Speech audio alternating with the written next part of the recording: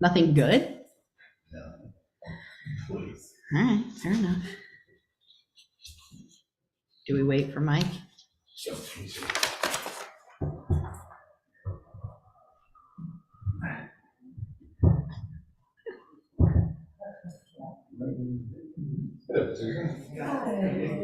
Quick, Mike.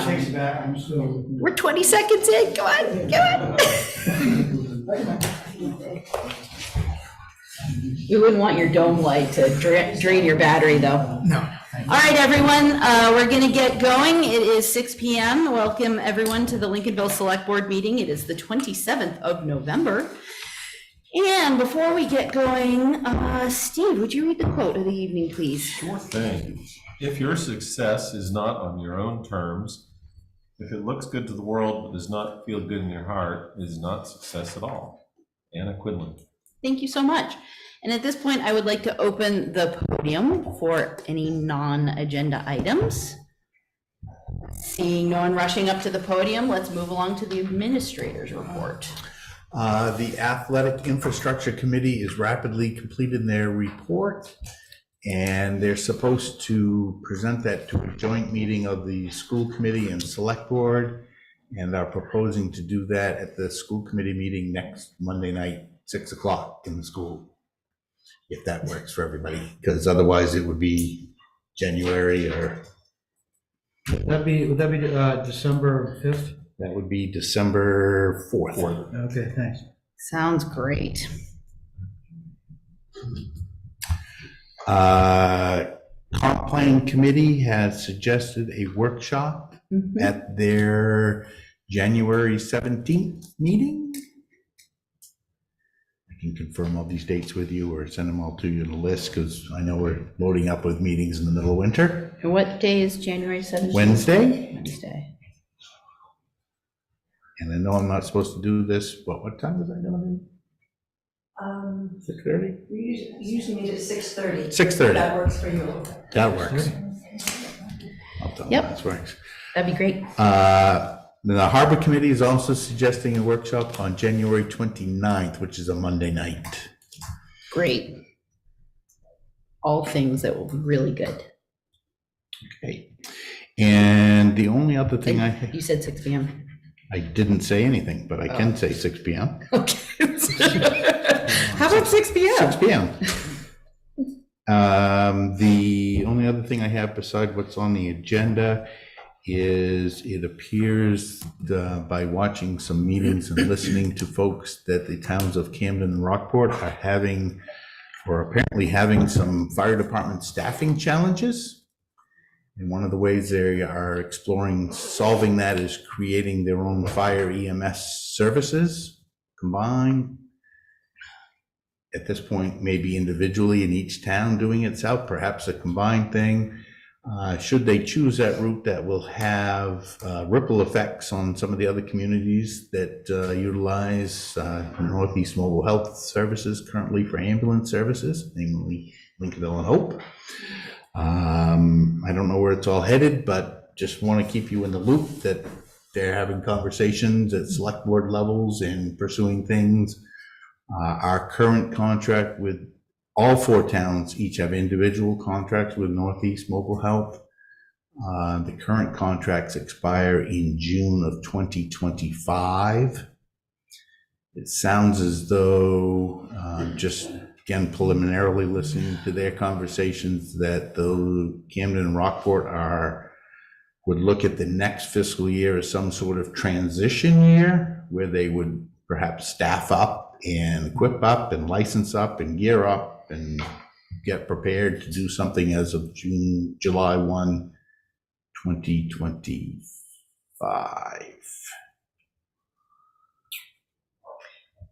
So just to be sure, you mean that they are not, they would probably not renew their contract with Northeast Mobile Health because they're bringing EMS in-house themselves? That is an option that they are definitely exploring. They're also looking at possibly a hybrid model where they would have some contracted services and some their own, but from an outsider looking in, it appears that they're moving towards a totally municipal Yeah, service. Kern. With that being said, I wonder if, obviously, that's going to affect the smaller towns in a huge way, if that actually comes to fruition. So I would think that we would want to have some type of sit-down conversation with our fire chief about logistics options, and maybe surrounding towns, meaning Sismont, Northport. We've already been approached by one town about sharing services of sorts.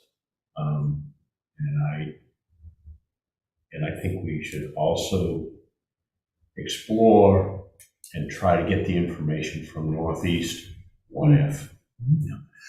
Northeast is currently scheduled to give this board a status update at your next meeting in December.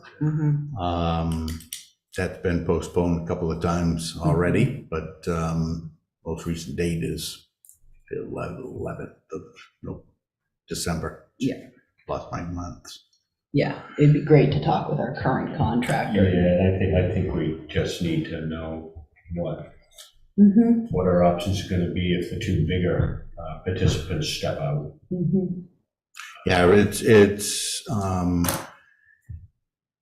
it has been modeled since the closure of Camden First Aid that really no one community generates enough call volume to justify an ambulance. On the finance side, certainly, I mean, towns are welcome to self-govern any way they want. Where were they going with this? Yeah, so, if one community leaves, maybe not if Hope left, because Hope generates very little call volume. But if Camden or Rockport chose to leave, the house of cards, tumbles pretty quickly for the rest of us. So something that we need to keep on our radar screens, because obviously it's an important service that we offer. Yeah. Okay. That's it besides agenda. Okay. Any other questions for David on the administrator's report? All right, let's move along to upcoming meetings and announcements. All meetings are here in the town office unless announced otherwise. The Lakes and Ponds Committee is scheduled to meet Tuesday, November 28th, 7 p.m. That will also be a hybrid meeting. For anybody that wants to tune in or watch, the link is on the town's website. The Planning Board is going to hold a public hearing on Wednesday, November 29th at 6 p.m. rather than 7 p.m. as listed in the agenda. Here in the town office, that's for the purpose of public contributing any way they wish to the proposed moratorium ordinance, just for anybody's knowledge and benefit. The planning board can't change it now that the select board has advanced it. They can't stop the process. So if anybody thinks that they can come tell the planning board they shouldn't have a moratorium on this, it isn't really going to matter. The planning board's basically a forum for people to talk and have an understanding about what's being proposed and not being proposed. Lincolnville Central School Committee is scheduled to meet Monday, December 4th, 6 p.m. at the Lincolnville Central School. Heart and Soul Team is scheduled to meet Thursday, December 7th, 6 p.m. here at the town office. I think Susan's going to talk about that a little bit more under item 7. Recreation Commission is scheduled to meet Monday, December 11th, 4 p.m. Select Board is meeting on Monday, December 11th, immediately following the special town meeting that's scheduled for 6. But So the special town meeting will be in the Walsh Common at the school at 6 o'clock, and the Select Board will start over here immediately thereafter. So. All right, thank you so much, David. Are there any upcoming community events anyone wishes to share? I don't, but I have a question about one of the announcements meetings there. Oh, sure, yeah. Planning board meeting. Do we know if that's going to be a recorded, televised, hybrided? We certainly can, well, I'll be here, so we'll certainly be able to hybrid televise stream it. Yep, and it'll definitely be recorded. And is it going to go out to the YouTube channel that we have? Yes. That's what I was wondering. Thanks. Okay, you're most welcome. There are some community events. This Saturday is Christmas by the I was Sea. gonna say, yeah. I do not know what time the bonfire gets touched off and the caroling starts. Somebody might, 4. 4 o'clock? Yes. And Santa arrives at, Sometime between 4 and 6 is the Historical Society cookies, and at some point, we never know when Santa's going to arrive. Okay, so, 4:30, short so fire truck. 4, the bonfire gets touched off, and then the festivities unfold from there. Correct. Okay. If you want more information, contact the Christmas by the Sea community calendar or whatever it's called and get the list of details. Yep. Super. Any other events? Yeah. On December 16th, the Lincolnville 15th, 16th, Friday night, I'm sorry, I think it's the 15. 15th. Yep. 15th, the Lincolnville Historical Society will be having one of their every other month programs. They'll be interviewing 3 residents from the beach area, and also there will be music, and it lasts about an hour, and it starts at 6:30 is kind of a social time. It starts at 7 right on the button, and we try to get done at 8 o'clock, so that will be happening then. Super. Thank you. If there's no other events anyone wishes to share, let's move along to the meeting minutes from the 13th of November. I move that the board approve the November 13th, 2023 meeting minutes as presented. Second. Moved and seconded. Is there any discussion? Seeing none, all those in favor? Thank you very much. And we have some community interest forms that were provided to the board. We have a returning interested party for the budget committee, and then we also have a citizen who's here tonight, Sam, who's in the audience. If the board wishes to ask any questions, I'll entertain a first motion, please. I move to appoint Patricia Allen to the Budget Committee with a term expiring June 2024. So moved? Seconded?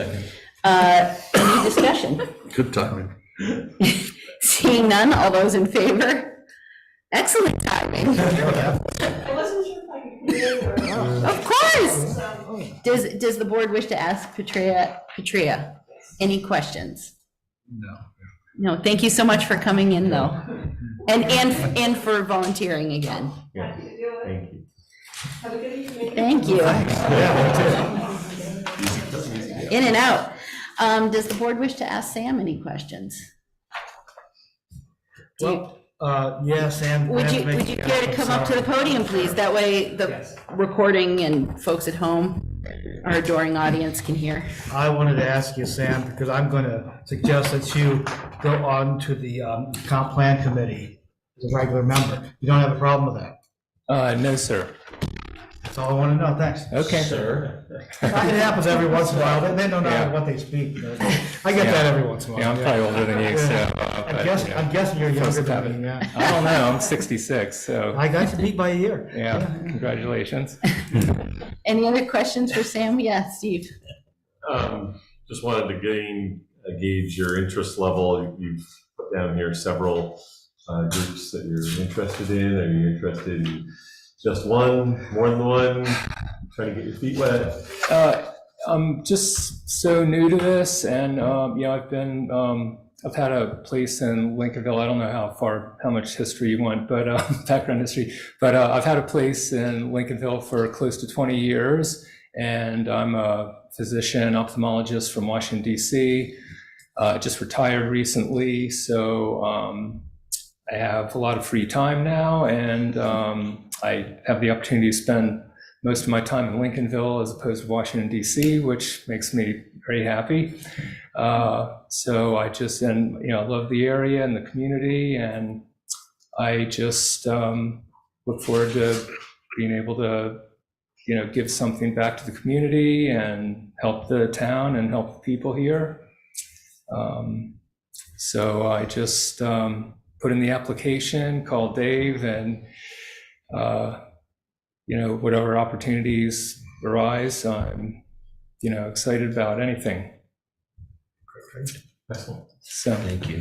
Thank you so much. Yeah, Robin. Yeah. Well, I notice in the suggested wording that David provides to us, since Mike's asked about the comp plan review committee, it's got pick ones in the motion, and maybe I missed it, but do we know which you would be more interested in?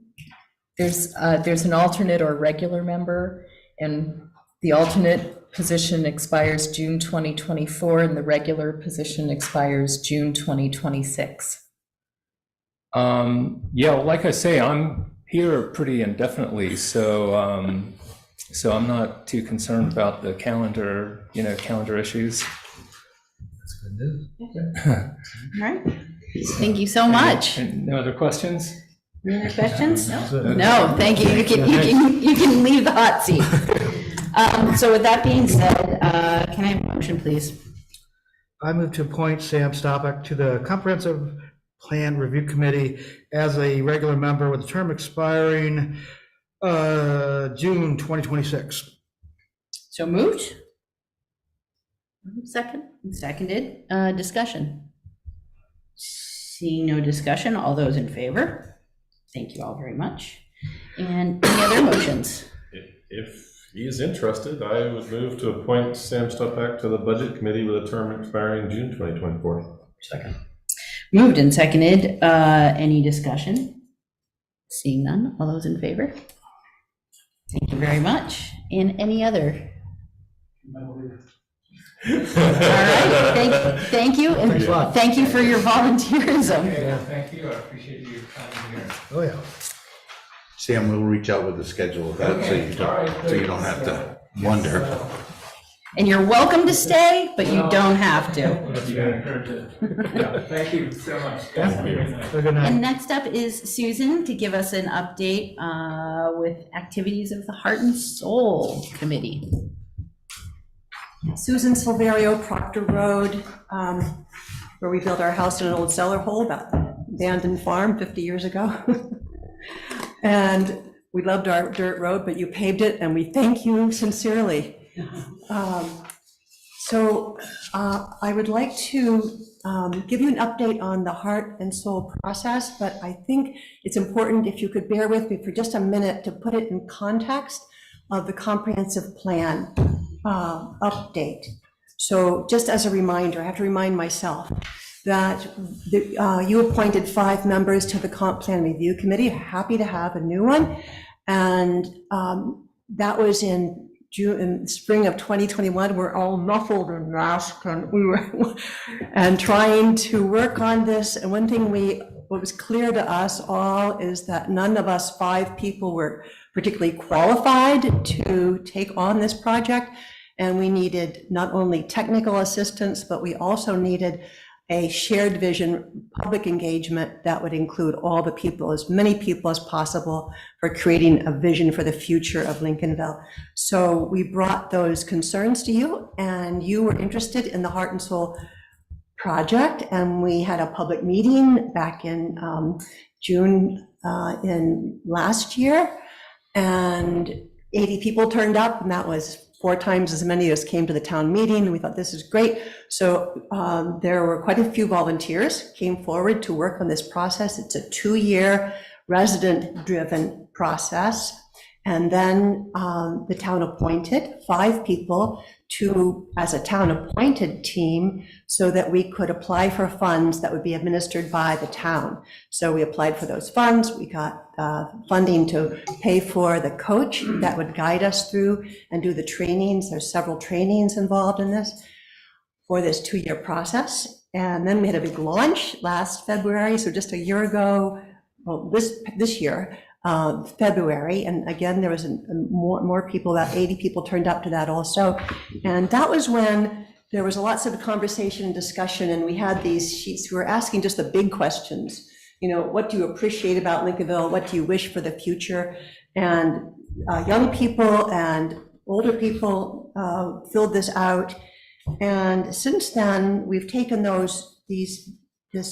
we call this thin data, because they're just like simple answers, you know, kind of off the top of people's heads, and but also very thoughtful very often. But they're just like one-line things. So we call this thin data. And then the librarian at the school took this into all the school. 80 students participated in this process. This is a process. We don't expect people to come to meetings. We try to take the table to the community. So we had tables at the Strawberry Festival and the Wingding and community potlucks and fire department. So we've been taking these same questions out to anyone we can find. And then we started to ask ourselves the question, whose voices are we missing? And we now are considering how to reach them. So we're trying to gather thicker data now. So deeper questions about exactly what it would take for someone to continue living here and what they really hope for the future of Lincolnville. And so now we have an online survey. It's on the town website, and we're trying to circulate that. We have little cards all over the counters in town with the QR code and the link. We now have, as of this morning, 170 people have responded to that online survey. And then the thin data I mentioned, we have 1,500 entries now of things people have suggested as being important to them. That's now in our spreadsheet, in our data bank. We need more information. We need deeper information. So our two guiding questions right at the moment is, how can we reach people who are the missing voices? And we've reached out to interview some key people in our community. We now have 56 in-depth personal interviews that have been recorded, and now we're going on to the next stage, which is to listen to those interviews and identify, first of all, the categories. That's what matters most, what their hopes, their concerns, and their ideas for action. Those are big categories. But under those categories come the themes, and there's about 10 themes of what we've heard. They don't quite match up with the chapters of the comp plan, but some do. So these are the big themes that people are interested in, ranging from history and culture to economy to environment to housing to education to small town rural character. So these are all things that people are mentioning. Now, our next event is going to be a training, and that will be on February 11th. Our coach will train volunteers. We're still looking for volunteers who are then now able to listen to these stories. By listen, that can be listening to the actual recording or looking at the transcripts, because the Otter app we use prints out a fairly decent transcript of these interviews that you can understand what people are saying.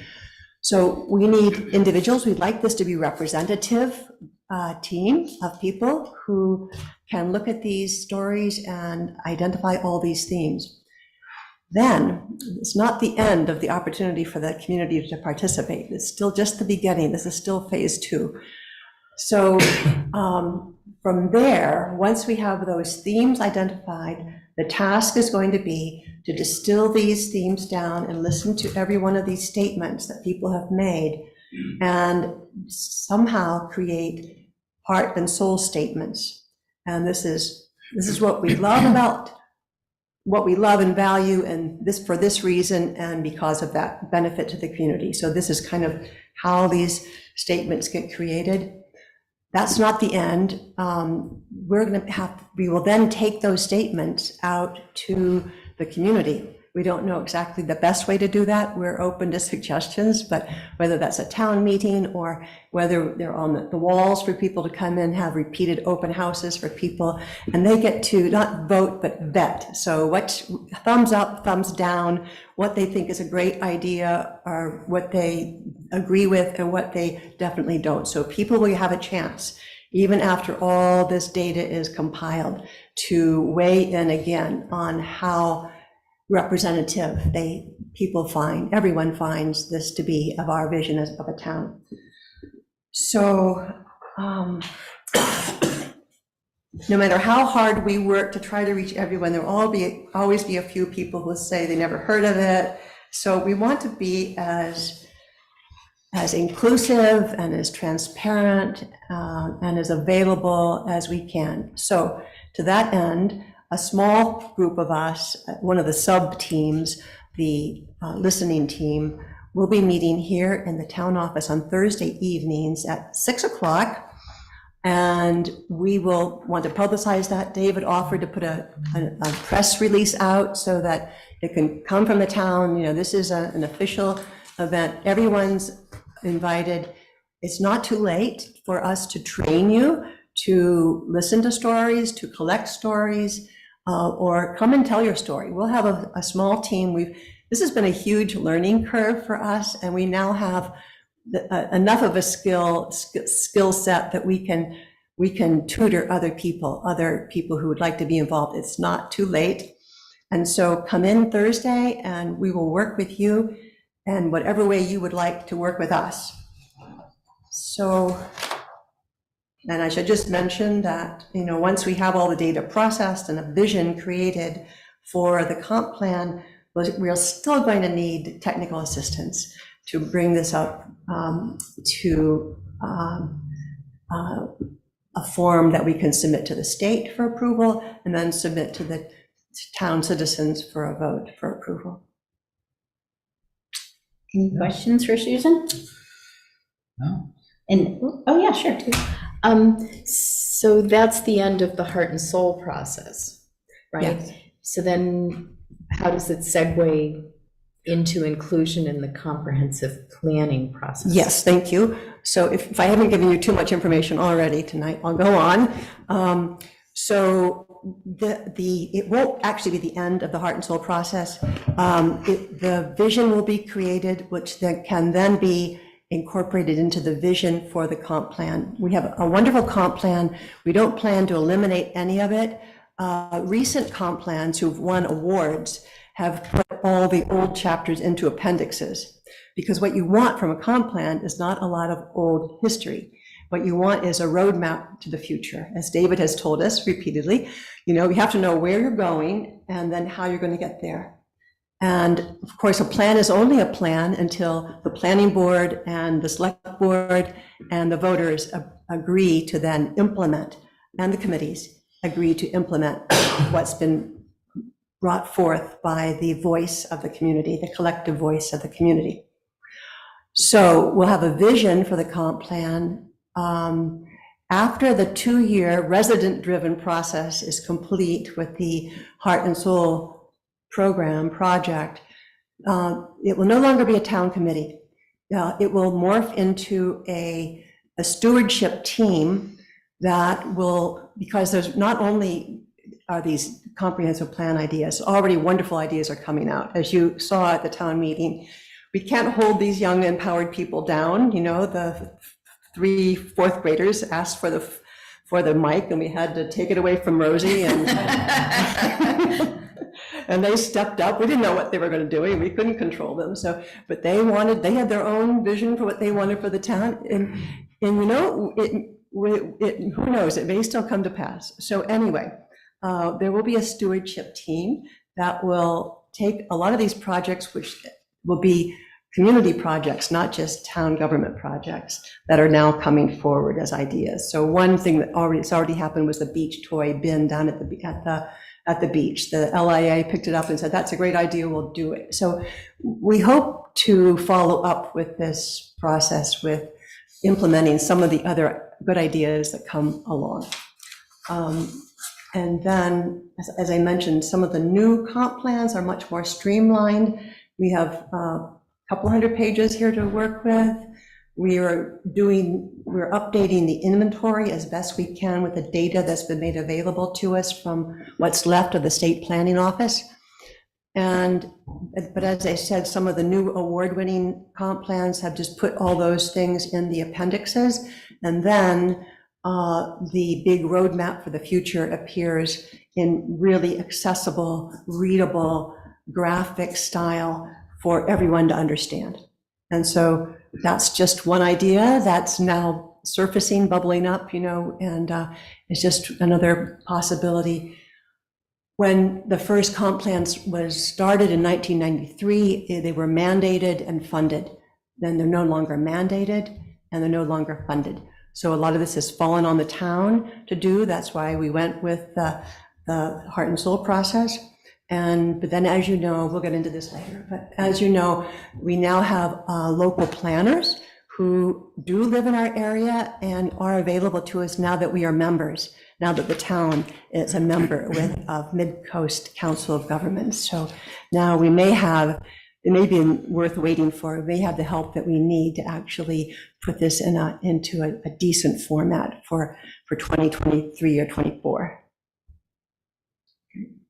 And Susan, just to reiterate and clarify, so starting December 7th, every Thursday for the month of December, you're going to be hosting a listening session? A little open house. Okay. We're really, it's not going to be the meeting. It's not our monthly meeting. It will be a little open house of a team of our committee, our town appointed committee, who are capable of either listening to somebody's story, training them to be a volunteer in a variety of ways. It's a way of increasing our volunteers and using the skills we've developed to share with others. The many, many people who've been too busy working hard all summer long, making hay. And now in this quiet time of the year, we're going to seize the opportunity, even every Thursday in December, just so that now that people may have a little more time after work, or now that there's not so much work to do during the daylight hours, the minimal daylight hours, that will be available to them. That's great. I do have something, yeah. Yeah. Just occurred to me, Susan, comprehensive plan stuff, not heart and soul stuff necessarily. Are you aware of the legislation that's happening in Augusta, 1976? Yes, I am. Growth management plan. Okay, so if that were to happen, in the past, it may catch the comp plan people. We've already spoken to, ways. yeah, we've already spoken to A.D. Filson about that. So do you know how the town would be affected if it were to pass? To what extent would our comp plan be looked at differently than what we think it might be now, I guess? Well, I think it's important to keep in mind that what the state expects of a comp plan is changing. They're also, the purpose of that LD 1976, although it may not actually be that result, but the stated intention of that law, that bill, is to make it more streamlined so that it's easier for small towns to do a comprehensive plan. And the Growth Management Act has been out of date already for a while, so we're not even working with the Growth Management Act. But what we do have is a long list of checklists. So that's our working document now that the State Planning Office gave us. So we have to check off, make sure we mention every one of those items in a comp plan. Great. Well, thank you so much for that very comprehensive update.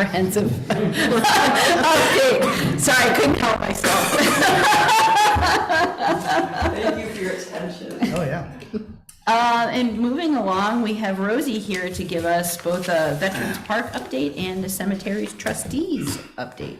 But first, the Veterans Park. Great. So the plan here was to come and talk to give you a little bit of a jump, because I think budget time it just jumps on us so quickly that before we know it, and then there's not much time to do a lot of planning. I had some thoughts and some things that I just wanted to have the board mull over. But in doing so on the Veterans Pact, I'd like to, with your permission, I'd like to give you a little bit of history, just for those that may not understand or know what that is all about and what's going on there.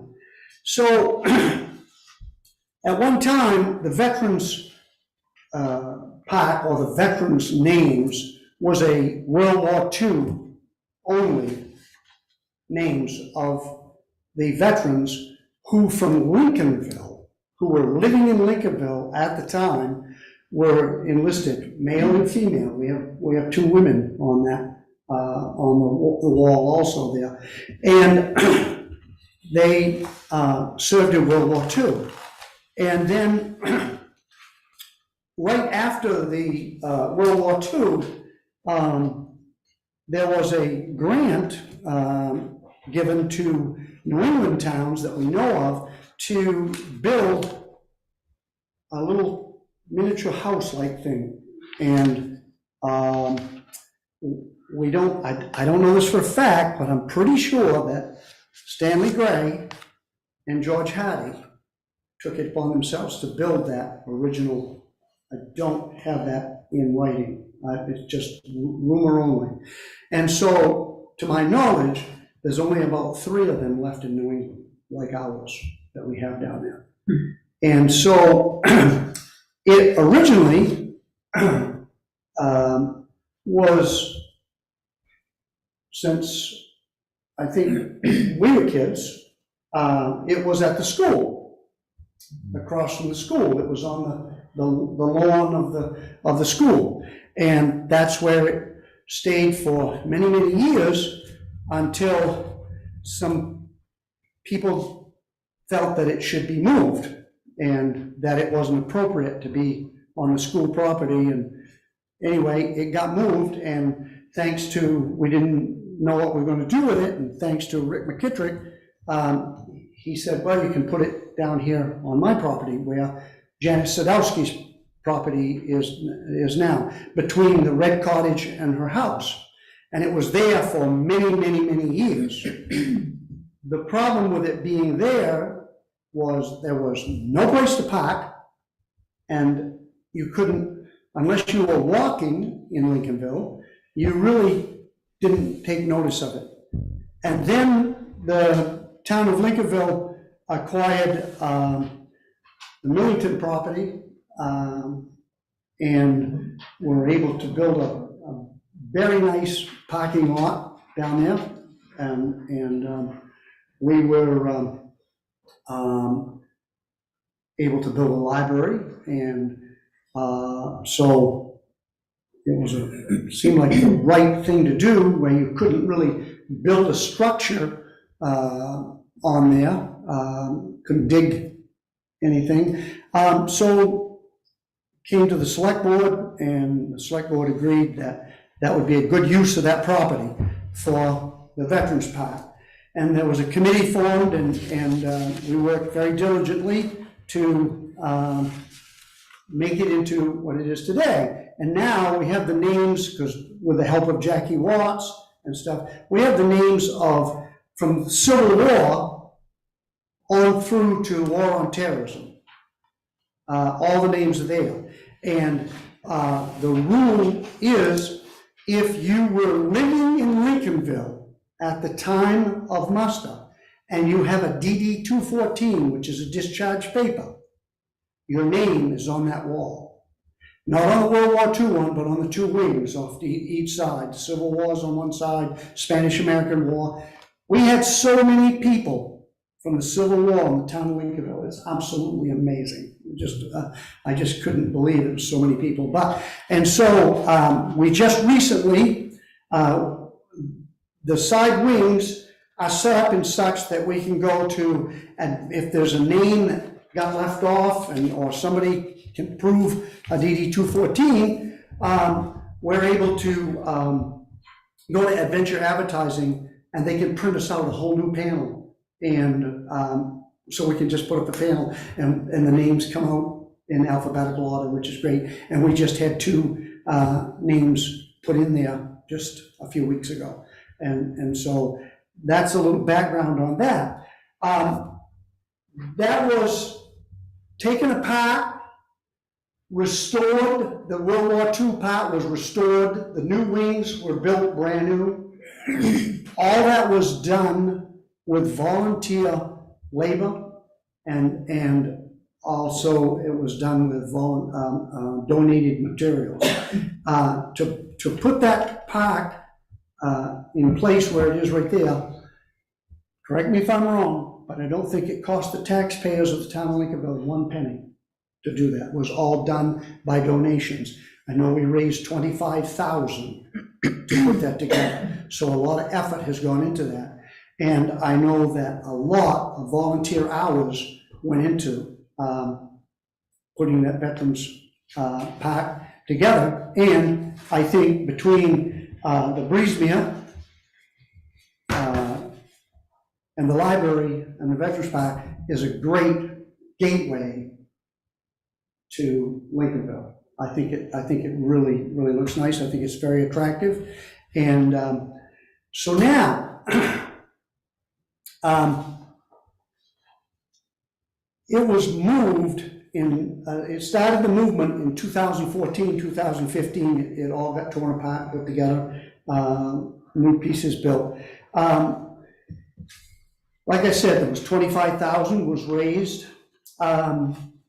I think in this last year, these are rough figures, but there's about 60 volunteer hours been put into the park this last fiscal year.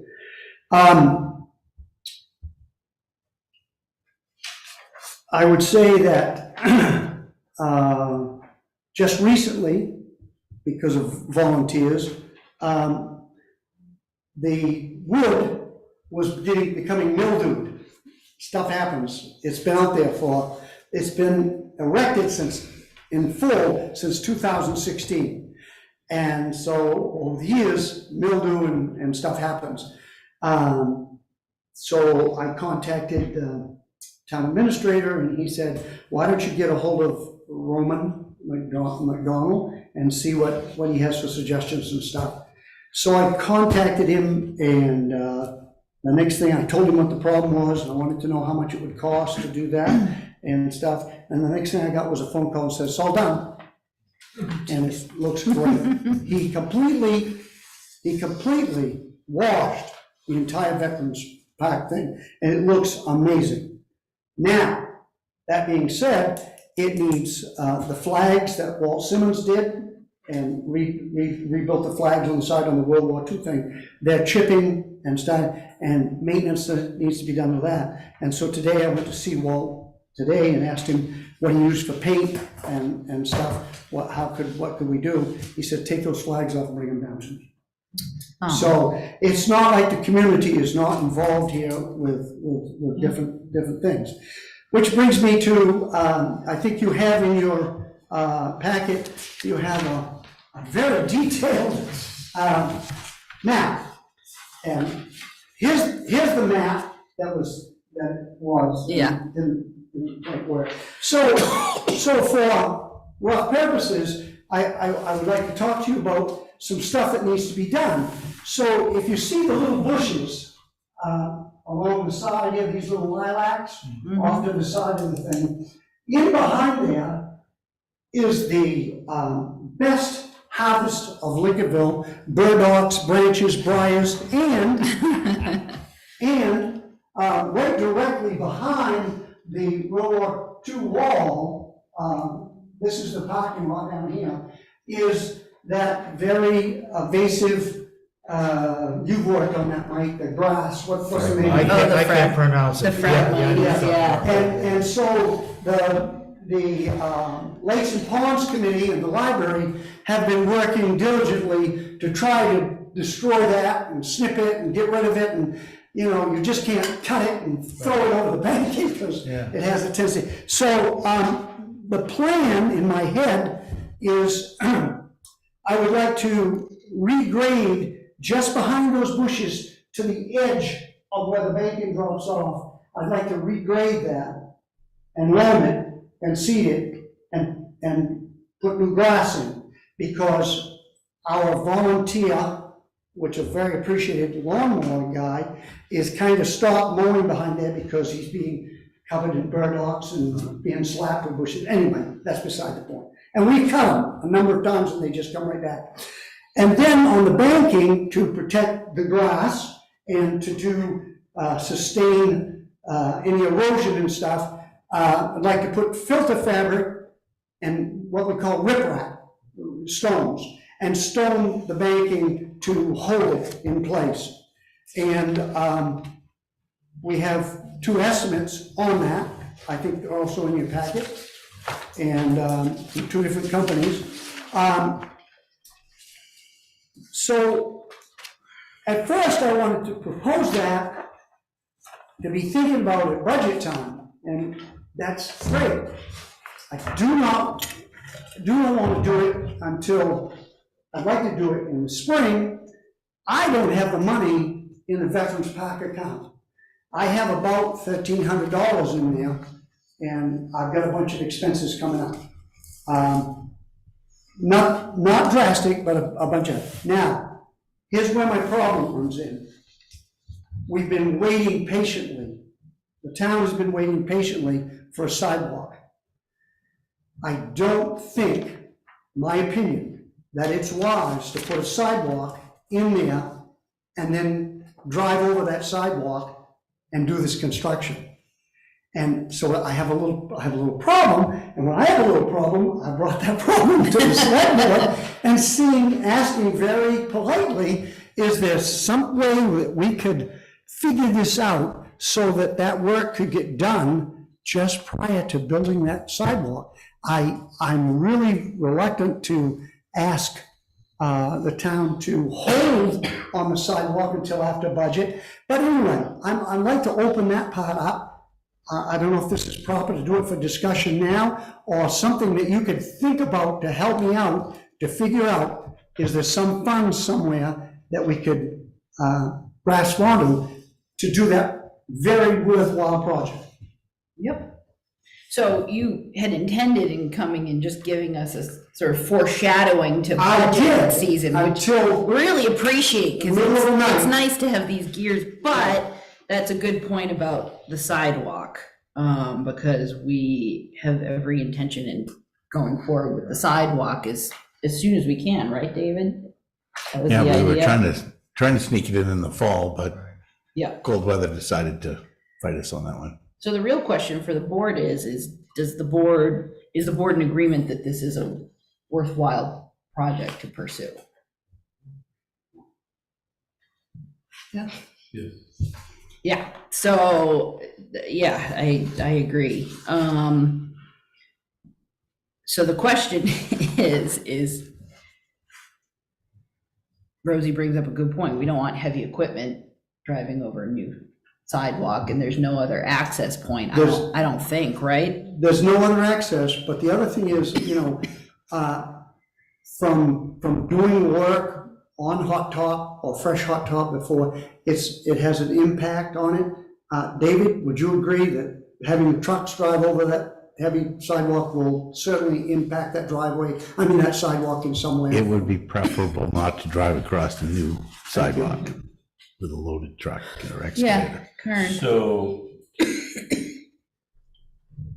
there's a 2-part ask here. Sure. Money.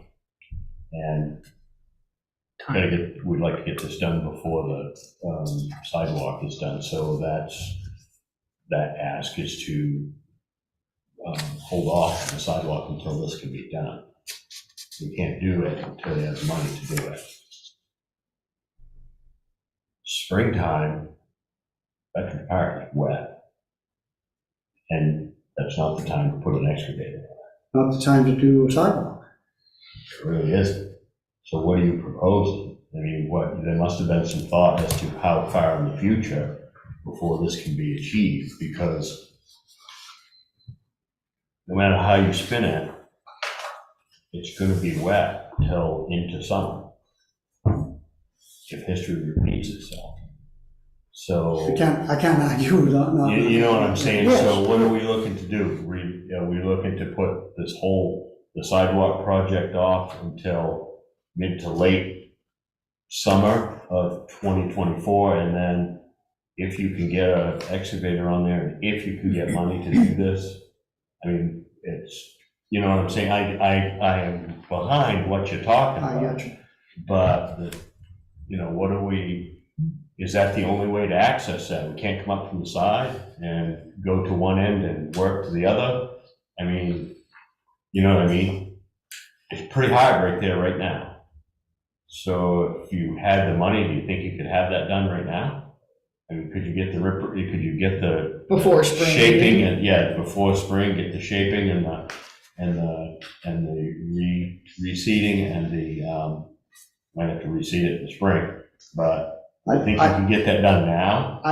That's a So we didn't good have to question. put off- I did not, when I asked for those estimates, I asked for 2024 prices, to do that.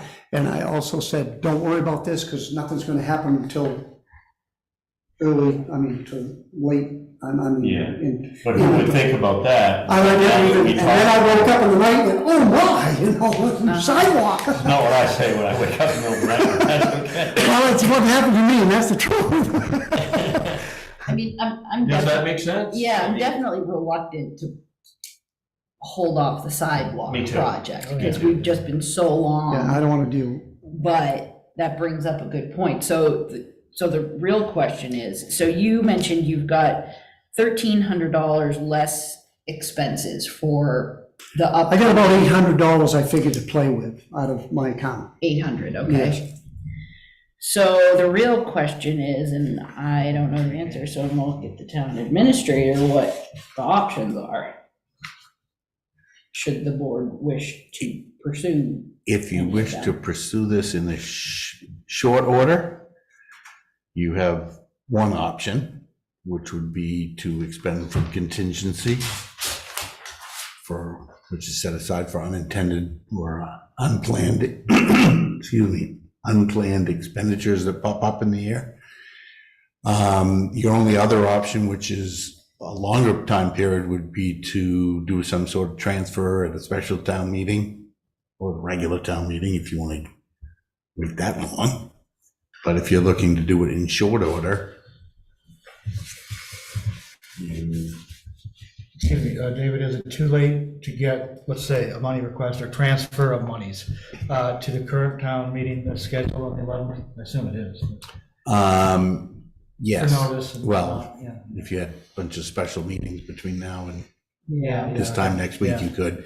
The other thing that's coming, I don't know if it's feasible to do now either, but every day that goes by gets one day closer to not real good digging. Right. And you have 800, so the lower bid, we'd be looking at about 3,000 out of the contingency. Mhm. How much contingency we used this year? I didn't bring that with me, but next to nothing. How much is in the fund? $10,000 was budgeted. We're pretty tight with the contingency. Right. And then traditionally, it doesn't get touched because things don't go Well, we on. tried to think we were better, we tried to do Right. better planning, but things like this pop up Right, in the exactly. middle of the year that. Right, and I appreciate the fact that Rosie had every intention of this going through the budget I process. did, and I still- You know, but the timing will never get better once the sidewalk is there. That's the problem. We're sort of in this tough place of it being a worthy project, worthy of being Well, considered. I came to ask the town what your thoughts were and on that. I have two small cards up my sleeve. One of them is probably practical, the other one is not so practical, but I think it needs to be expressed. But then maybe if the town, I've never heard of this, so it's out there, so here, but if the town, I have an individual who would perhaps fund that 3,000 or what, those figures. If the townspeople, and then they would just donate it, if the townspeople didn't do it, they would, at budget time, in July 1, if that got approved at town meeting, then that town could pay that individual back. I've not heard of anything like that. I don't know if it's feasible, I don't know if that, but there's one other option. The other option is, I've asked for donations for 25,000 in the past. I have not put a request out because don't take this wrong, but, it is the town's, it is the town's facility also. And I'm not trying to set up anything here, but I could still try to raise the money because the town has the right to accept gifts. Is that correct, David? As long as they're not conditional. Right. So, but if somebody said, I'm going to donate $3,000 designated for the Veterans Park, you couldn't take that, right? I think you could take that as long as it wasn't conditioned on something.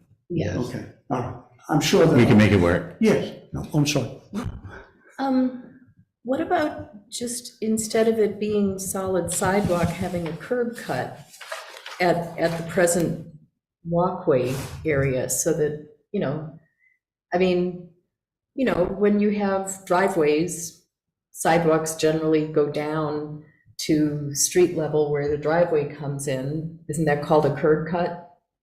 So you could have the sidewalk built in such a way that you had 15 or 20 feet right in front there that basically was a driveway-ish? Not to, may I speak? Yes.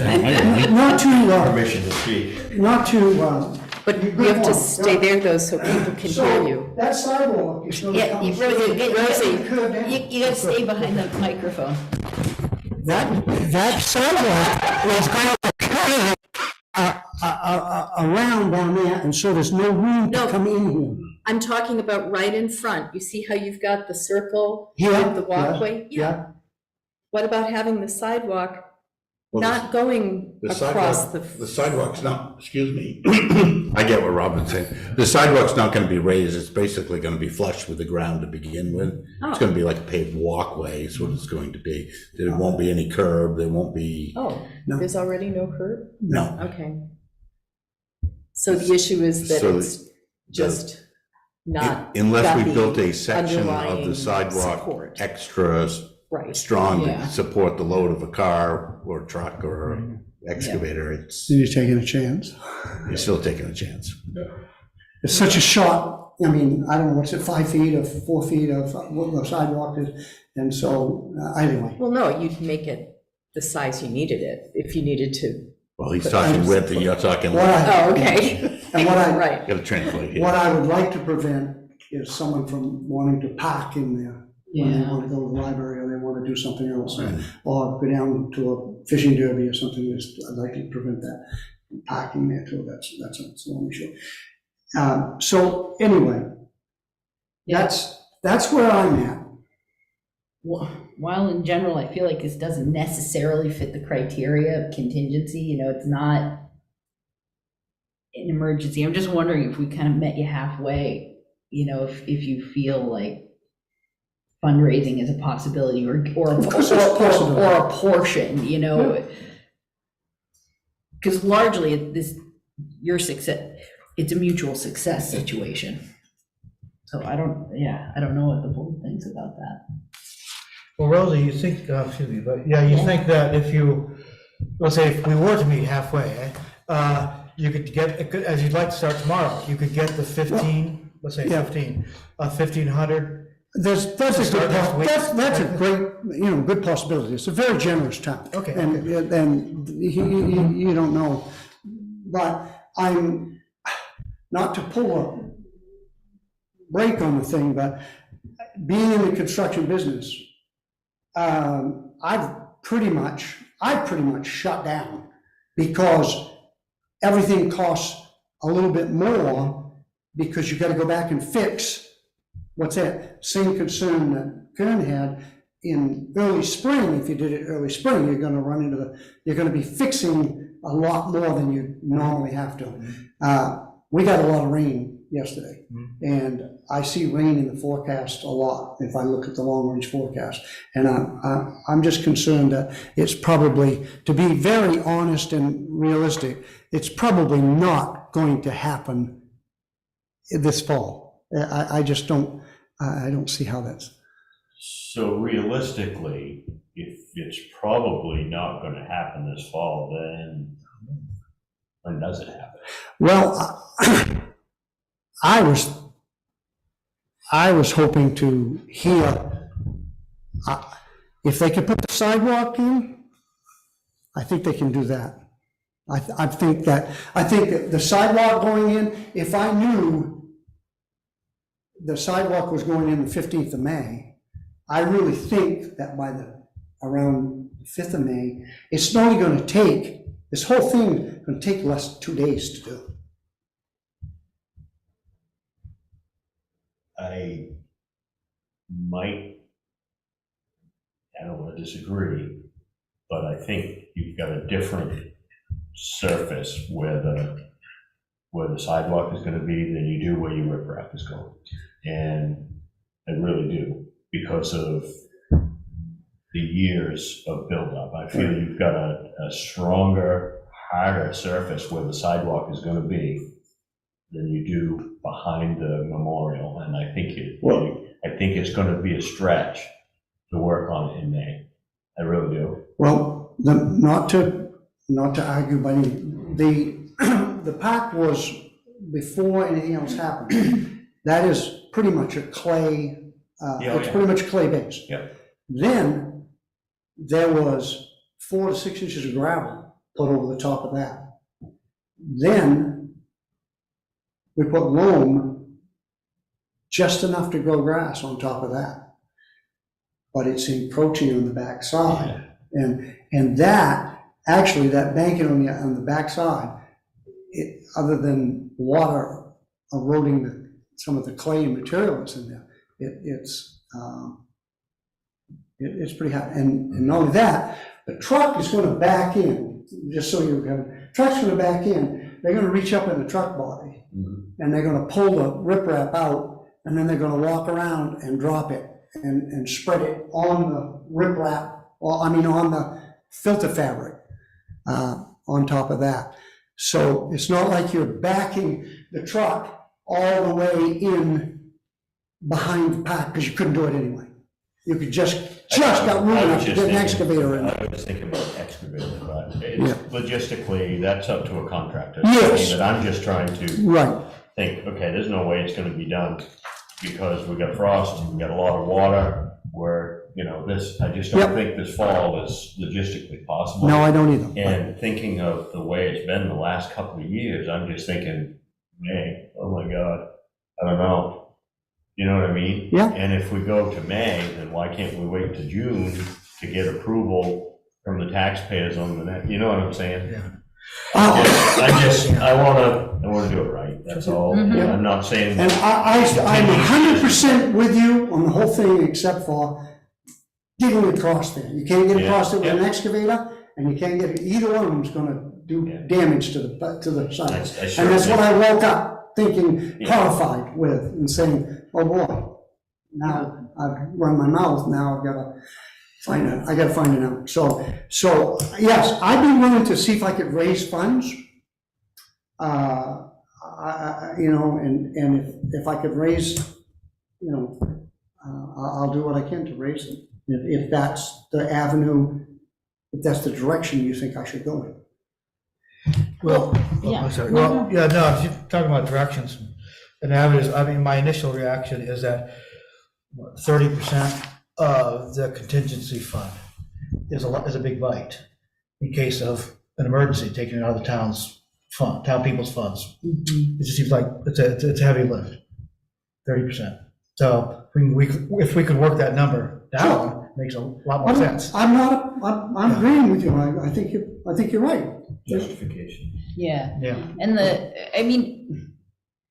you've certainly laid out how this is something that benefits all of the town, and this has been powered largely exclusively by volunteerism and donations. So, I don't think there's any argument in terms of, say if this were your budget presentation, making the argument of saying, feeling good about putting this forward to the voters for them to decide. But I do agree with you, it's, 30% of contingencies is big in trying to sort of fit this all in logistically. So, I'd be comfortable recommending an amount coming out from contingency, but I think Let's see what I can raise. Yeah. Let's take the I feel let's take the heft off. Let's see if I can raise some money, number one. Let's see what we can do. The town has pulled together on multiple things before, museums, libraries, Leisure Park. I mean, there's multiple things, and let's just see if they're willing to, see what we can come up with, and then giving me the leeway to come back on bended knee, begging you for the difference. then it'll be the real. So realistically, how much, would we want to go by first of the year? Why don't you? How much time? Oh, how much time? That's up to you. That's what I'm asking you. But, To have a decision. yeah, because I- February 13th is budget time, right? Is that right? That's the initial presentation. Yeah, and The so, reality is you'll be debating budgets and making your recommendations in the month of March Yeah. to go forward to the budget committee, because that's what the town charter says. And really, sitting here pondering the whole thing through my mind, you're not likely to want to start construction down there prior to Memorial Day, because otherwise you're going to end up with tracks of mess on a day that is supposed to be honored, sacred. right, but I gotta beat that sidewalk. No, they just say, Coordinating. Coordinating. perhaps we could set ourselves an internal goal of starting this like Yes, the day after Memorial Day or something like that, and then following along with the sidewalk and. Yeah. I'm good with that. Robin, Yeah, well, that's all I wanted to say. It seemed to me from what you've said, especially when you said this is only a couple of days project, Yes, it seems to me it's very reasonable. We don't have a written in stone date for the sidewalk, right? But the sidewalk will happen when the weather's right for it. We're only talking about a couple of days before the sidewalk. So it seems like we should be able to do this next year. well, this is all I Just really before the came sidewalk. tonight was for some discussion. I wasn't Yeah. here to, I just think it's a worthwhile project. It's just one more thing to help beautify the town, and that's all I'm looking at. And Yeah. I'm not trying to put any pressure on any one of you. Yeah. I'm Well, just I think- wanting to work together with you to figure this problem out. Yeah. Well, and I think, there's general nodding of heads that this is a worthy project, and so if we can figure out a way to work together on this, So when you will be back? The first meeting in January? when do you tell us? Well, why don't we do an update with it? What's that? How much time do you want to? Well, I don't know. It's how much time I can get out there and I think I don't want to give anybody too much time, but on the same token, if you carry amount in your budget request that you'll be submitting, Yes. they will go to the board in February. Yes, That is certainly amendable by the board through the month, easily amendable by the board through the month of March. They'd have a better grasp on the thing, and you might say, oh, I'm $1,000 short, and they might put a zero in and tell you take 1,000 out of contingency, because we'll be Yep. that much closer to the end of the year, and Yep. Yeah. So you're saying February-ish? well, I think if someone were asking for my recommendation, would be when you submit your request, the Veterans Committee submits their park request. yes. You submit any shortfall that you have at that time in February. Okay. And then you can come back in March when the boards, All right. maybe not come back, but you could, send us an email that says, hey, I'd raise another $300 or $500, so my request can be lowered. And then the board can act on it in March, right, as they do the budget review. Yep. Because my initial request was going to be, totally was going to be asking, well, it depended on you, the other ones that set the bids, whether you were going to go for this bid or whether you were going to that one, but assuming you went for the lower bid, I was looking at about $4,500. But that's for the entire Veterans PAC account, and I'm still, you never know when we're going to lose our free mooring. Yep. And I'm really, we're so blessed to have that. We're so blessed to have Roman go down there and and he's coming back, because he's going, the back of the park is, it's all raw wood, and he's coming back to do, hopefully this fall, the next, if we get a warm day, to do some Thompson water seal on the backside of it, at no charge to the town, except for the material which I have in my account. Gotcha. Which, maybe I figured $100 maybe. So that was that. So I don't want to take up any more time with that. I really appreciate you considering that. And like I said, basically I came to give you a jump on the thing, and then it turned into I need some help. A conversation. Yeah. So, all right.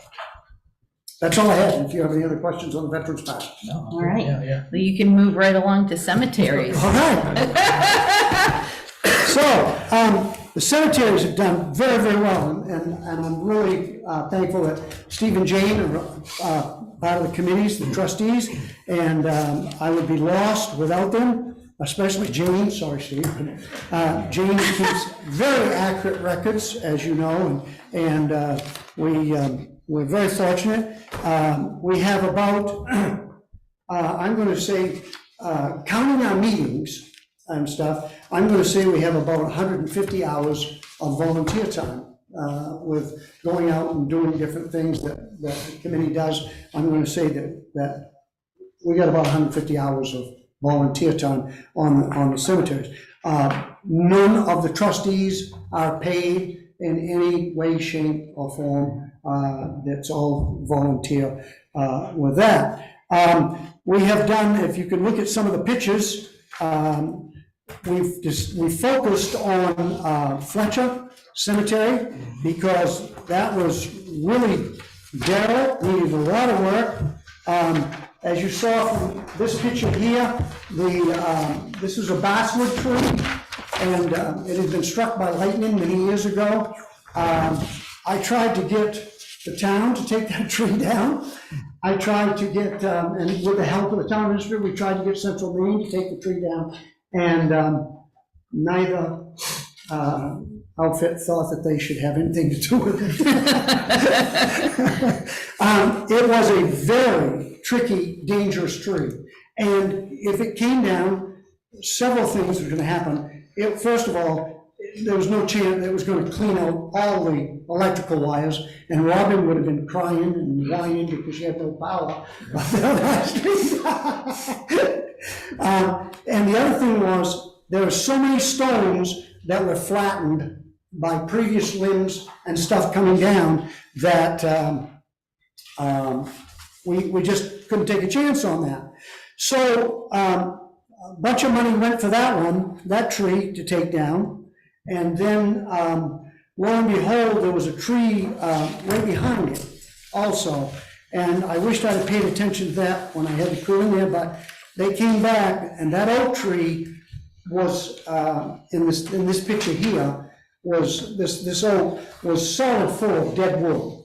And it was just falling down. It was, the first thing it was gonna take out would have been David Barrows' stone that's in there, and it just, so that's been removed. All the dead wood has been removed out of there, trees cut around the walls, and then we've done extensive work with some of the stones. The pictures do not do the justice.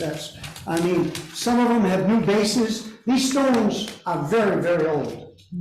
1820s, 1840s, and they break, they're very brittle, and they break very quickly.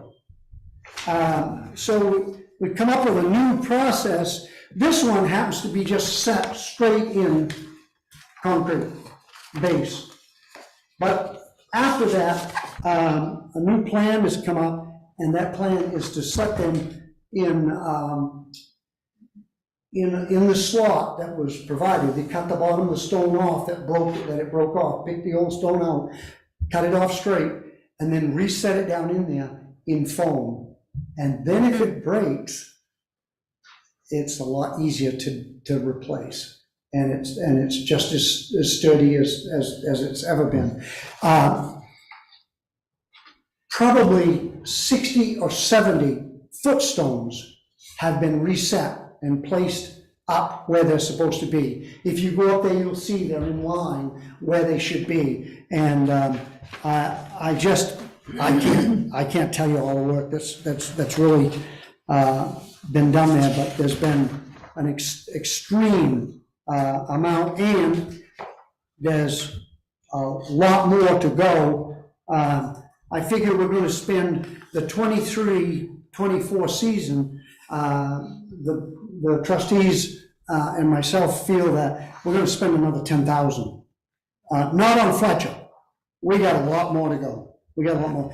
Now, Cross Cemetery, which is just above David Dickey's, picture of it here.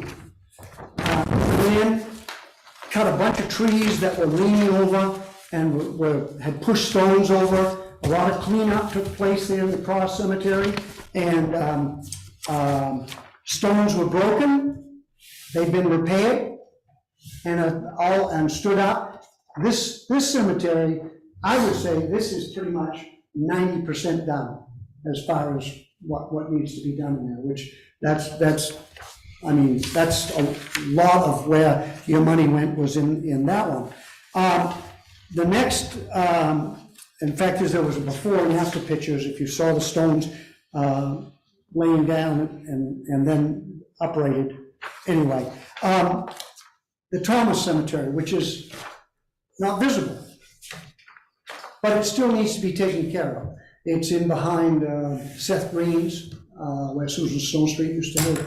It's back in there. And have you been in there, Robin? No, I have not. I just wondered if you hiked in. I know you walk a lot, but the stones, a lot of true work needs to be done in there around the edges. A lot of stones are broken and tipped over, and that's the next, after Fletcher, that's the next major focus is Thomas. Even though it's back, we still have a responsibility to do the upkeep stuff. Drink waters are in there. They blow the leaves, they mow it faithfully. Fact is, this year, we got an extra bill from the drink waters because the summer season lasted, as you know, the grass and the leaves didn't fall till really late.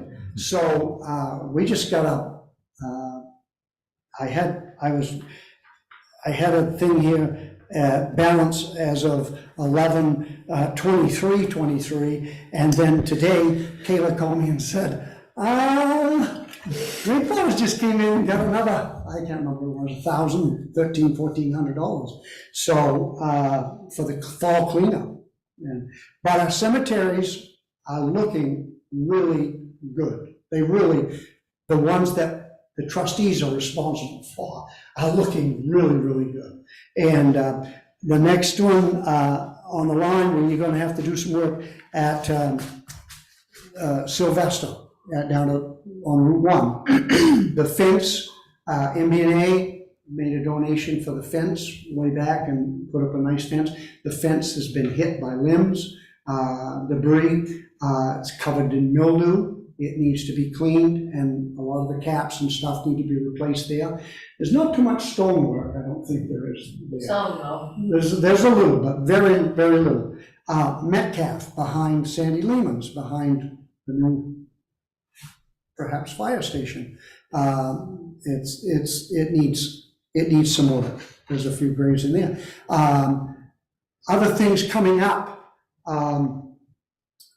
the field cemetery at the end of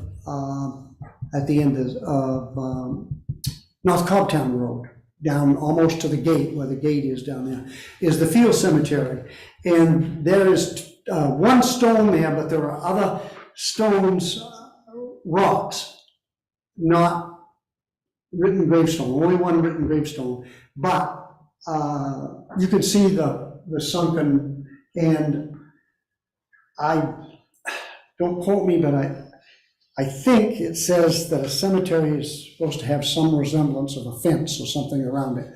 And that, at some point in time, we're gonna need to put up some sort of a fence, low maintenance fence. I don't want a high maintenance, but it needs to be cleaned out. That does not get blown, it does not get mowed, it does, there's no grass growing there. It's in on a bunch of oak trees, but it does need to be cleaned up and taken care of. And then the Alma Cemetery, Is that the one that we've got a taxpayer taking care of it? No. No. Dave Patua? No, that's another one. That one, Okay. now I have not seen that one, and Okay. I have been to visit him on a very nice, he does a good job of contacting the town. He does what he is required to do by things, and so I'm not poking any bears or anything. I've been there to speak to him and told him that if there's anything he needs from the town on that, all he has to do is contact me. Here's my card, here's the thing. I'm not getting in his way. Anything he needs, contact me. I'll see to it that it's taken, because it's an abandoned cemetery, and I would help in that. Another cemetery is the Heel Cemetery down here behind. It's back in the woods. Have I taken any of you there? Have any of you seen this? It's a Revolutionary War gentleman and his family. There are several burial grounds there. We need to do some research and find out who owns it and whose property it's on. We put a flag on it every year, and that needs to be done. There's a lot of work to be done. There's a lot of work in town still to be done, and we still have mystery cemeteries. The Old Settlers Cemetery, there's not much to do in that. It's pretty well, it's up, on Knight's Corner. If you've not been in there, you should just take a minute. The stones are amazing. There's multiple graves in there, and we put one flag there because we believe, we don't know for a fact, we believe Lieutenant Norton is buried in there, Revolutionary soldier from Norton's Pond, because we don't know there's no other record of his grave anywhere else, so we think maybe because that was called Norton Cemetery at one time, so. Anyway, I don't want to go on and on, but I would like to say that, so this next year, at this point in time, and I don't see any changes, but it can happen if something hits, but I'm looking to come to the board and ask for $8,000 to move forward with this, for this next year, because the Fletcher 8 is eating up a lot. That's a lot of work to be done there. Some of the other cemeteries are the same, but it does take mending the stones, and we haven't done anything about cleaning, because that's a debate that we need to straighten out, and it's going to take the trustees a while to get cleaning of stones done. And I have mixed feelings from townspeople. Oh, we like the stones the way they are. We like to see the old stones. And other people say, well, it'd be nice if they were white and cleaned and that. So we're just trying to weigh it out and on that. So I think that's probably when I'm going to come and for the 24-25 season, I'm going to ask for $8,000, just to give you a heads up on that. Okay. So I guess I'd see what you have for questions for me now, and then I'll get out of your hair. Anyone have any more questions for Rosie? I do not. I feel like you really covered some ground, Rosie. And, hats off to all the trustees and all the hard work that's been put in. I would really like to encourage the select board to just drive around and look at some of these cemeteries and see what's been done. See what's been done with your money. And if you've got a question, just call and ask. Or you want to meet me there, I'll be glad to come up. And Steve and Jane, we'll all be glad to come up. And we will be meeting January 10th. Will be the next meeting. And then bye-bye, Jane. Bye-bye, Steve. And then we won't have another meeting until we come back. Okay. There you go. Amen. Rosie, thank you so much. All right. Really appreciate the heads up. Yeah, thank you. Moving along, we have a follow-up regarding our last discussion regarding Waldo County Hazard Mitigation Plan. David, would you care to talk on this? Sure, the board received a presentation last time about the Waldo County Hazard Mitigation Plan, or lack thereof. And we got news shortly after the last meeting that Waldo County has decided that perhaps they would have their EMA director take on the sub-applicant role. And the question now is, does the town wish to participate? If so, there's no financial contribution being sought, but there will be an in-kind, basically time donation needed. So I assume we'd like to participate. But we don't have, That means we have to tap somebody to attend periodic meetings and contribute and update as necessary. and we don't have an EMA director, which is who would normally be asked. A lot of towns have tasked their EMA directors to do this, but obviously we don't have an EMA director at the moment, so. Yeah. Because it should be someone who's in the loop of emergency management. Well, it should be somebody that's at least familiar with, well, it'd be ideal if they were familiar with emergency management. The idea behind the mitigation plan is really to address issues before they pop up as disasters, after we've had a strange or astronomical rain or storm event, and get a plan in place, because it does open up some avenues for potential monies and mitigation work. Rather than fix things 3 or 4 times, you might as well. Yeah, well, my Fix it question once. is, does the board feel that Matt Dean would be suitable for this? And if so, are his hours that he's giving to the board or contract with the board, can we spare those hours to go to this for in-kind matches? He knows roads, he knows culverts. You should. Yeah, that's his job. Interesting. I'm wondering, yeah, well. Well, I guess his direct supervisor would. Yeah. Like everything else, if we take somebody away from Right. some other aspect of their job, he is working 60% of a full-time job now for us. I do not know how much, I don't have a good grasp on what type of commitment they'll be requiring of the town. Yeah. I do not know Matt's availability when they have the, I hadn't pursued that with him, but we certainly can. I think we could probably make a commitment to the county to do something with somebody. Yeah, current. I really feel that should fall directly on our fire protection or someone in that area, because they are going to be involved with the pre-planning and or the follow-through with any type of emergency that we've got in town. Yeah. I really feel it should be a designated person from our town protection. Let's, And I know, we keep going back to the way it was, and, we lost a good one. And, but I feel that we need to move on, but it still needs to fall directly relating to our fire service. I really do.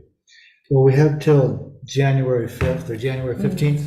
December 6th to I- 11th. December To sign 6th. on, right? Right. I think we could probably If the board wants this to occur, we can alert the county that we'd like to participate, and we'll come up with a method of finding out how many hours we need to participate. And maybe it would be a shared sacrifice between the public facilities director, fire chief, town administrator, select board, depending on who they need somewhere to go. Right. And, what level, because the mitigation planning is really,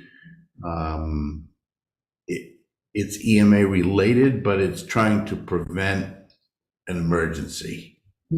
It's getting the plan in place so that you can do mitigation prior to an event occurring. So it's more of a planning function than it is a responding function. Right. If that makes any It's sense. identifying vulnerabilities. in the Yeah. area, strategies for addressing them, et cetera, things like that. Yeah, so,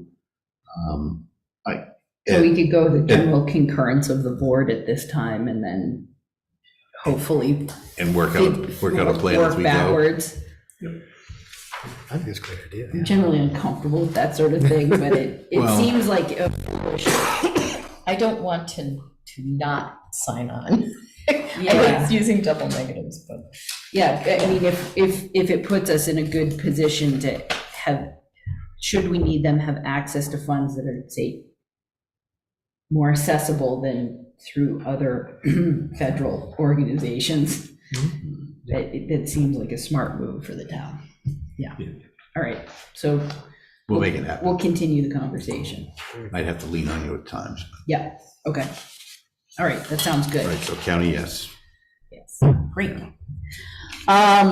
So moving along, we have a draft public engagement policy for boards and committees before us, which boy, the work you and Sally did to put this incredibly comprehensive document together is, I think, remarkable. And I think it's so exciting that we have something like this to support our committees that we've never had before. Yeah, thoughts on the draft? A lot of work. I like it. Yeah, It's very straightforward. yeah. It is, I like that language. I mean, it really Makes a lot of covers sense. the gamut for all of our committees, boards, commissions, et cetera. Yeah. Yeah, Well, I would just add that, if we do adopt this, we're gonna have to move on a few things, mhm, the existing conditions, mhm. So that's the only, and that's not a caveat, that's just an observation. Yep.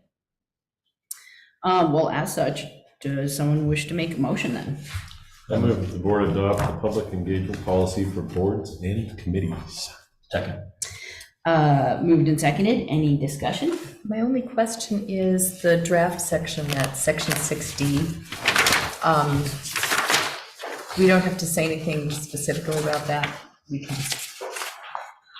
Well, you say section 6? or 6D. 6D, use of town. Use of Oh, yeah, town, okay, because the we're reserved still emails, having- gotcha, yeah. Right. Yeah. I just wanted to make sure with it being incomplete that we don't have any. I think we recognize that we're headed that way, not rapidly, because that's another one that's been lingering out there a long time. It doesn't technically exist at this Right. time. But we didn't want to not put something there so that we were all cognizant that we're working on that, Right, so that when it comes time to actually implement that, we can just adopt some paragraph and insert it in and be done. Yeah. Versus, Would that require additional work then, or are we saying 6D will become valid once we have? this town staff, myself and Ms. Daggett, don't necessarily agree on the language of 6D as yet. This 6D was something she put together, and I'm like, that's not ready. And we had a deadline to try to get it to you for this meeting, and since we didn't have email and yeah. we couldn't get our heads around it, we chose to put reserve and take it out. I do have one question. Yeah. In 6A, the retention of emails. So everybody, I think, has the same experience that I do, where when you've got an email chain going, everybody's got copies of those emails. Does that mean that every person that's, like, I have to keep all of my old budget committee, anything related to the budget committee that's in my emails, even though it was, say, a conversation between Kayla and I, and Kayla's already got those in her emails. I have to keep mine too, right? A A copy needs to be accessible. And there's no guarantee that who you send it to is doing what they're supposed to do, so the answer is yes. Okay. To comply with the freedom of access. To comply with the law. Yeah, yeah. Yeah. So if any of us are then discontinuing an email account, should we print off or give you a thumb drive with our emails on it? Our copies of our old emails? Or forward them to, for posterity. There is an email retention schedule. There's a retention schedule for everything, and it varies based on the perceived importance. Some documents we have to maintain in perpetuity because they're perceived as important in perpetuity. Others, after a period of time, can be deleted and purged, and we probably ought to share that retention schedule. Yeah. Emails are wonderful tools, but they're dangerous tools too, in terms of public access and freedom of access. Especially in this day and age where emails have become so casual, that it's almost like some people use them like they're Right. texting or whatnot, but even. Yes, and that was actually the next Yes. question I was going to have was texts. Yes. Because I don't tend to text, but I know other people do, and I didn't notice it in here, but maybe I missed it. Yeah, that was one that I doesn't. don't think there's anything in here regarding text. No, I thought We it was don't. also- It's just a broad term, social media. But social media is not the same Digital as this. communication. Right. Yeah, Oh, where I is- thought it was in there, but.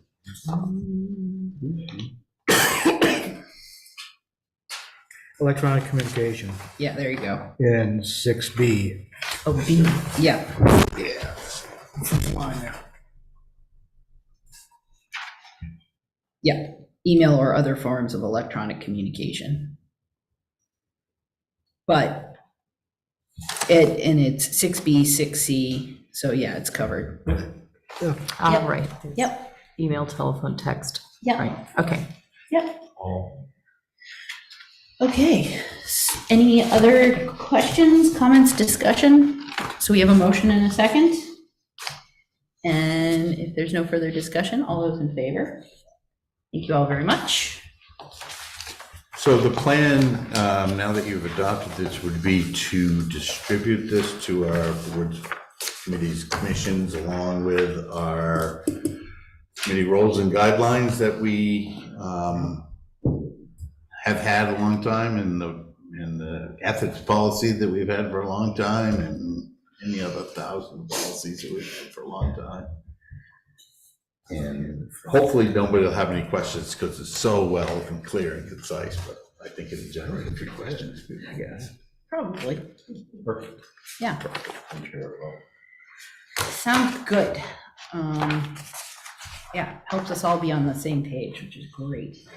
Okay, if there's nothing further on this, let's move along to update on the Calderwood reconstruction and review of timeline. David? Yeah, so we now have estimate of the cost to construct and oversee construction and all the other associated things with Calderwood Lane. We do not have, that's the engineer's estimate, which is their best guess, which is an educated guess based on other projects, but there's nothing site-specific about that. There was obviously a shortfall. I think we've known that wasn't going to be completely fully funded. And the questions at this moment is how to fund it. Well, one, to fund it, to move forward from this point, knowing what we now know. And then if the board decides to proceed forward, we'll have to go to voters at some point and ask for the funds. The Question is to go on the engineer's estimate, which is only their best guess, or to potentially put this out to bid, get actual pricing, so we're that much closer to knowing what the final cost would be, and then go to a town meeting to supplement the funds we already have set aside. And at that point, there'll be another discussion about whether we do it out of pocket or via bonding or something else. Mhm. Pennies from heaven gifts, I don't know. Mhm. Self-funded out of my pocket. So does the board wish to proceed with Yeah, reconstruction? that's the first question. Yeah. Yeah, I think we made the steps. Yeah, we started down that road, Do you yeah. need a motion from us, Well, David? or- not so much at this point. Just want to make sure that, once again, similar to the conversation we had at the Veterans Park, this is a multi-month long project. Mm. And we do not want to bid this in July, Mm. because then somebody would be racing up against winter and not have enough ample time. The timeline thought was to advertise it in December, have a bid opening in January at some point. Late January, probably your second meeting in January, review those bids and a special town meeting warrant. So we'll require the contractors to hold their bid for a certain window of time so that we can act on that. It'll have to go to budget committee to say, this is the cost of the project, this is how the board intends to fund it. Get a budget committee recommendation, and then hopefully by the latter part of February, have a town meeting to actually approve that funding plan. Mhm. And then the contract could be awarded perhaps in March, so that when frost and ground allows time to go, they could hit the ground running and have a good construction time to get it done, and hopefully get it paved well before it gets cold again. I mean, it makes sense to me to put it out to bid. Yeah. Yeah, sure. Not go off the, yeah. Yeah. So a timeline of putting it out to bid December, mid-January, looking at opening bids, late January, having a discussion about that, and going forward with meetings and warrants, et cetera, from. Yeah, I mean, there's a couple of, obviously key decisions that need to be made, and the closer you get, the better information you're going to have. And ultimately, either this board will decide it's too much to ask for, or the budget committee won't recommend it, and then the townspeople will have their choice as to whether or not to go forward if you advance it that far. Okay. Do you want a motion to that end? I don't think At this one that's point? necessary unless somebody feels, just wanted to, general nodding of heads is probably sufficient. Just to hate to advertise something and then you say, well, geez, we didn't know you were ready to advertise that project. I read it in the paper. Yeah. Yeah, I don't think a motion is necessary, but I just hope that the residents, the people living along Calderwood get this timeline, or know that this is what we decided to do. Yeah. And if we can do that without a motion, great. Well, we can certainly share that information. We've sent them mailers in the past to say, watch out for the survey crew. Now we're doing this, now we're doing that. And we can certainly send them one-page update that just says, this I is think, what. I think like that. This is an the update. plan. Yeah, that we're that's in moving order, forward with. yeah, definitely. Yep. And that way they can kind of pencil in their calendars if they want to show up to these various meetings too. Yeah. All right, great. Anything else on that, David? Anything else? No, I think I'm good if you can. All right, sounds good. Moving along, we have holiday season. December meeting schedule. So your second meeting in December falls on a Monday holiday, which traditionally we would just move the meeting to the next day. My suggestion would be that you do a warrant only, come in and vote to approve paying the bills on the Tuesday, like at 5, and just be, unless something of, critical nature comes up, which we'd have a special meeting anyways, but. Yeah.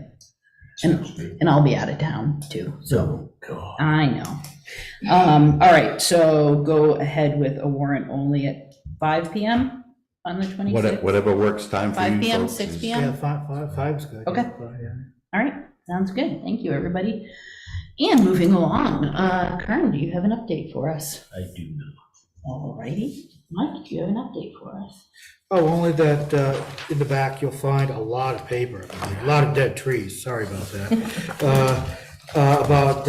From two PowerPoint presentations, slide presentations. Yes, Yeah, okay, for the MCOG, Yeah. just to sort of keep you going on it. yeah. And one of them, actually lately for you, I've got an actual physical copy of that. Oh, excellent. I was Yeah. gonna say, because I kept, but it would be really nice if it was in color. It is in color, yes. Or if the town would pony up for a color copier, right? Yeah. But, Yeah, okay. Yeah, no, there is, David's holding on to that. Okay, I'll get that from David And, then. Yep. I thought I put that back in your packet. No, I didn't see it. We'll find it. Yeah, okay. Okay. Yep. If not, MCOG just like kills a lot of trees, and so they've got a copy. Yeah. And Great. the other one is on a presentation that the guy did on the amenity trap, Yep, which is actually very fascinating. I thought so, yeah. Yeah, Yeah. and, I'm sorry, There Steve. was just a question on that, was, is the I didn't look at my electronic packet, but they're not in there. Okay, and. What's not in that? The PowerPoint. appendix, the addendums, A, B, C, D. They should be in your. They are, but not in color. Oh. That's right. Yeah, it's just a scan. Yeah. Okay. Yeah, Okay. yeah. I think I was the lucky one that got the one in color. We have one. So. Oh, I think I accidentally put that in. That's what happened, yeah, I guess, yeah. Yeah, cool, all right. Well, we Those can't drafts go are over the really black hard and to white. read. Okay, I will. If Lately would leave that, I can scan that, because our Ooh, scan, that would be better. scan I will. color, That scan would be color. perfect. I'll leave it, okay. And then we Sounds can good. just get PDFs or. Yep. Anything else, Mike? No, except that stuff should be available, like, you can watch the presentations. Yeah. Probably, I don't know when they get stuff online, but they said they get it online. Yeah. Sooner than later, yeah. Super, thanks. You are caught up. And Steve, do you have an update for the board? I do not. All right, Robin. I do. Worcester County Budget Committee met. Waldo. Yes. Your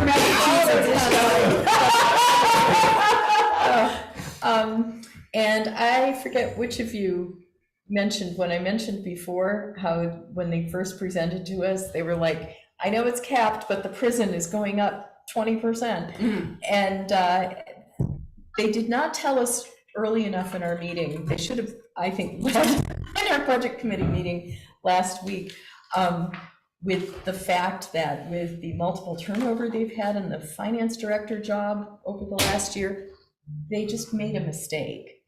And they didn't do the, words are failing me, the revenue offset. They messed up big time.